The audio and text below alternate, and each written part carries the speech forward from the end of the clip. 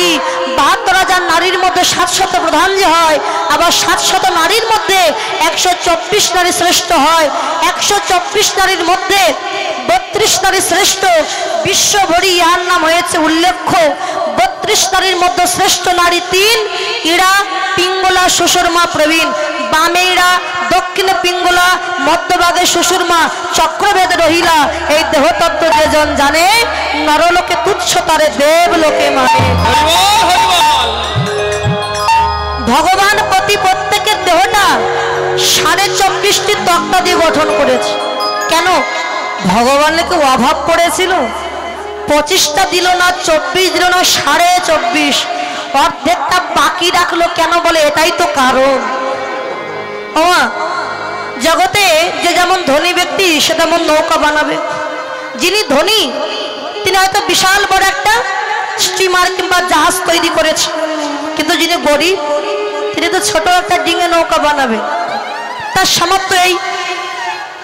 কিন্তু ভগবান সবার দেহ 24.৫টি তক্তা দিয়ে গঠন করলো, তার কাছে কোনো ভেদাভেদ না। এখন নৌকা গঠন করেছে, নৌকায় যদি ছিদ্র না থাকে, জলে যদি না ওঠে, মাঝের কিন্তু চেতনা হয় না।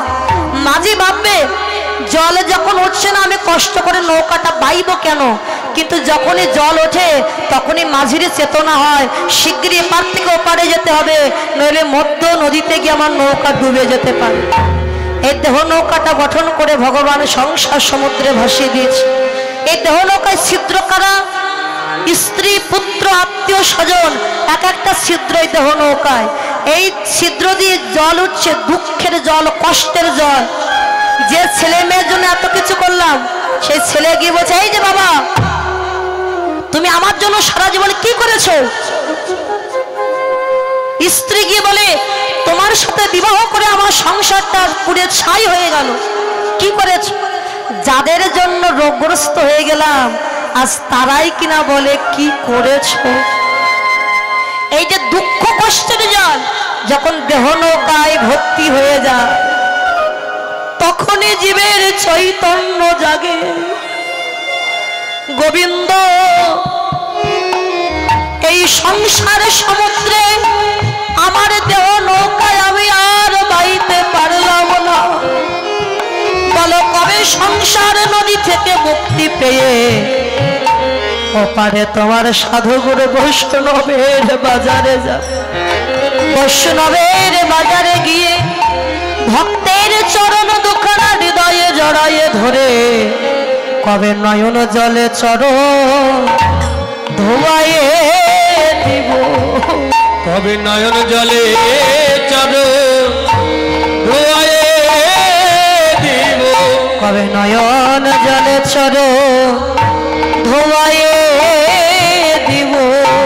কবে নয়ন জলে চরণ ধোয়ায়ে দিব। আমার এমন ভাগ্য কবে নয়ন জলে চরণ ধোয়ায়ে দিব। ওরে এমন ভাগ্য কবে বা হবে। নয়ন জলে চরণ ধোয়ায়ে দিব। ওরে এমন ভাগ্য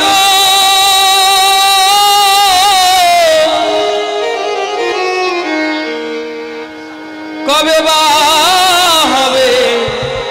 নয়ন জলে চরণ ধোয়ায়ে দিব।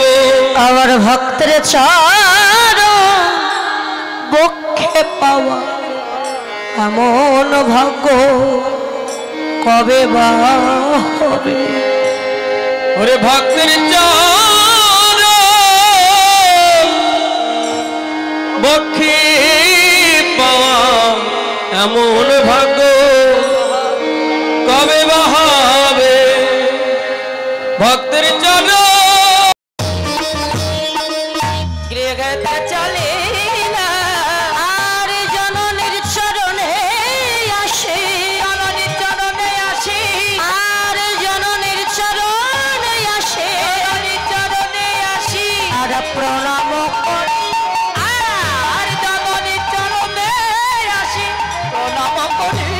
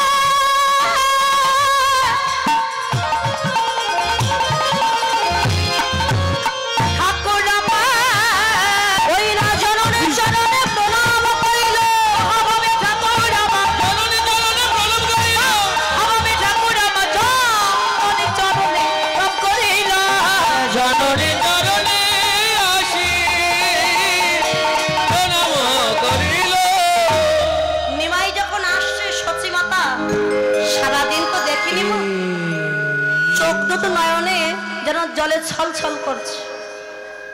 হ্যাঁ দিদি, ওই দেখা আমার নিমাই আসছে। আরে নিমাই আসছে জানলি কি করে? হ্যাঁ বলে হ্যাঁ রে নিমাই আসছে, তুই চিনলি কি করে? বলে ওই দেখ সবার থেকে যে লম্বা ওই হলো আমার নিমাই। বাবা, নবদ্বীপের মধ্যে সব থেকে লম্বা ছিল নিমাই পণ্ডিত। নিমাইকে বলা হয় কি আজানো লম্বিত বাহু। দেখুন নিমাই যখন দাঁড়িয়ে থাকে আমরা কি বলে? আজানো লম্বিত বাহু, বলো দেশে বনো ফুলের মালা, শ্রবণে কুণ্ডল। আজানো লম্বিত কাকে বলে? দেখুন এই যে আমি দাঁড়িয়ে আছি, আমার হাত পড়েছে হাঁটুর উপরে, কিন্তু মহাপ্রভু যখন দাঁড়িয়ে থাকতেন অনায়াসে তার হাতে হাঁটুর নিচে চলে যেত। বলে কতটা লম্বা? আমরা যার যার হাতের মাপে কয় হাত লম্বা বাবা? আবার তো 4.5 হাত। 4.5 হাত। ও বলে 4.5 হাত। লম্বা বেশি না? লাঠি দিয়ে মাপতে হবে ওকে, গাছে বেঁধে তারপর লাঠি দিয়ে মাপলে পাওয়া যাবে। আমার হাতে আমি 3.5 3.5 হাত। কিন্তু আমার মহাপ্রভু তার লম্বা হাতের মাপে ছিল 4 হাত লম্বা মহাপ্রভু। ওই তোমার নিমা, ওই তো নিমা। হ্যাঁ এই যে লম্বা হাত, দেবতা, এই যে ভগবানের ছাড়া আর কারো সাধারণ মানুষের না। এখন প্রণাম করেছে, সচিমাতা নয়ন দুটো জলে ছল ছল করছে। এতক্ষণ দেখিনি নিমাইকে ভালো করে, যেই প্রণাম করলো দুফোঁটা নয়ন থেকে জল গড়িয়ে পড়লো নিমাইয়ের রঙে। তাহলে জলটা যখন সরে গেছে পরিষ্কার হয়ে গেল। এবার যেই নিমাই দাঁড়িয়েছে নিমাইয়ের রঙে ধুলা মাখা দেখেছে সচিমাতা, প্রাণটা কেঁদে ওঠে। নিতাই,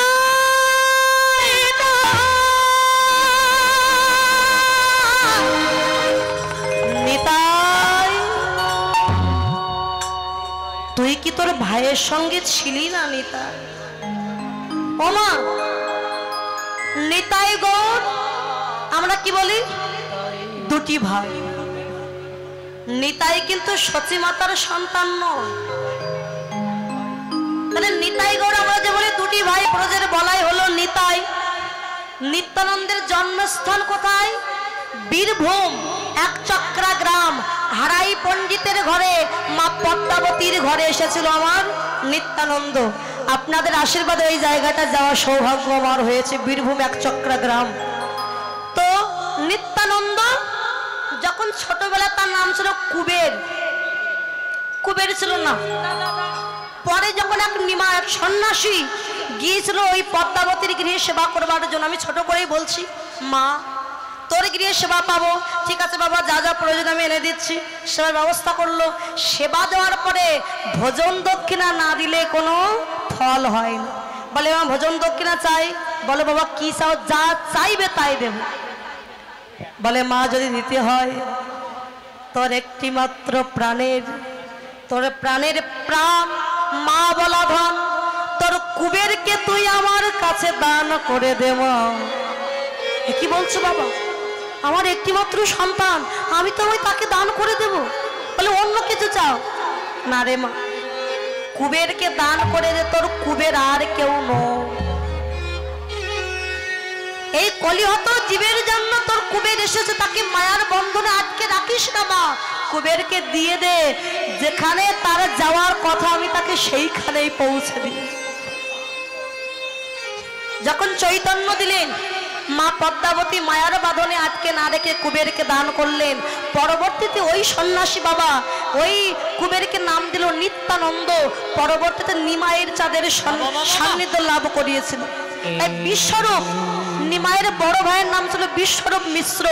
এই বিশ্বরূপ যখন একটু বড় হয়েছিল, অদ্বৈত আচার্যের টোলে পড়তে গিয়ে বিশ্বরূপ কিন্তু সন্ন্যাসী হয়েছিল। হওয়ার পরে নিত্যানন্দ আর বিশ্বরূপ দুইজন ব্যক্তি এক হয়ে গিয়েছে। যখন এক হয়ে গেল, সচিমাতার কাছে নিয়ে এলো ওই সন্ন্যাসী। সচিমাতা দেখছে এই তো আমার সেই বিশ্বরূপ, এই আমার নিতাই, এই হলো আমার বিশ্বরূপ, এই হলো আমার ব্রজের বলা। তাই নিতাই হচ্ছে বড়।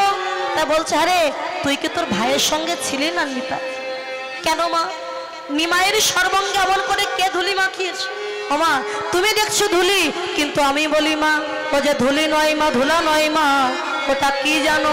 ও যে ভক্ত পদ রেণু মাগো, ভক্ত পদ রেণু মা, ও যে ধুলা নয় মা, ধুলি নয় মা, এ যে ভক্ত পদ রেণু মাগো, ও যে ধুলি নয় মা, ধুলা নয় মা, ভক্ত পদ রেণু মা গো, ধুলি নয় মা, ধুলা নয় মা, ধুলায় ধূসর অঙ্গ গদ গদ ভাস, ধুলায় ভূষণ অঙ্গ গদ গদ ভাস, আরে এ রাধা মোহন পদ কর কহিয়াস, এ রাধা মোহন পদ কর বাঞ্ছা কল্প তরুভস্য কৃপা সিন্ধু বৈবাচ পতিতানাং পাবনে ভো বৈষ্ণবে ভো নমঃ। আমাদের সম্মুখে একজন অতিথিবৃন্দ এসেছেন, উনি ওনার কিছু গুরুত্বপূর্ণ বক্তব্য আপনাদের মাঝে রাখবেন, আপনারা একটু ধৈর্য সহকারে শ্রবণ করবেন। নিতাই গৌর হরি বল, হরি বল।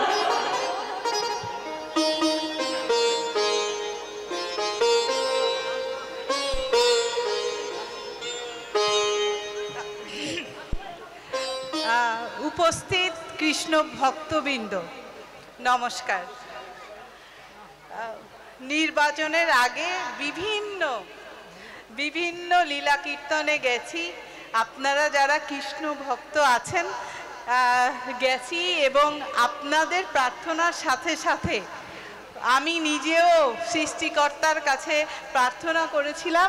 আমার ছোট একটা মনোবাসনা ছিল যাতে আমার আল্লাহ এবং সৃষ্টিকর্তা সেই প্রার্থনাটা কবুল করে নেন। কিন্তু নিশ্চয়ই প্রার্থনায় কোথাও না কোথাও কমতি ছিল, যে জন্য হয়তো বা সেটা আমার যে ইচ্ছা ছিল সেটা হয়নি, নির্বাচনে আমি জয়ী হতে পারিনি। আমি এই আপনাদের মাঝে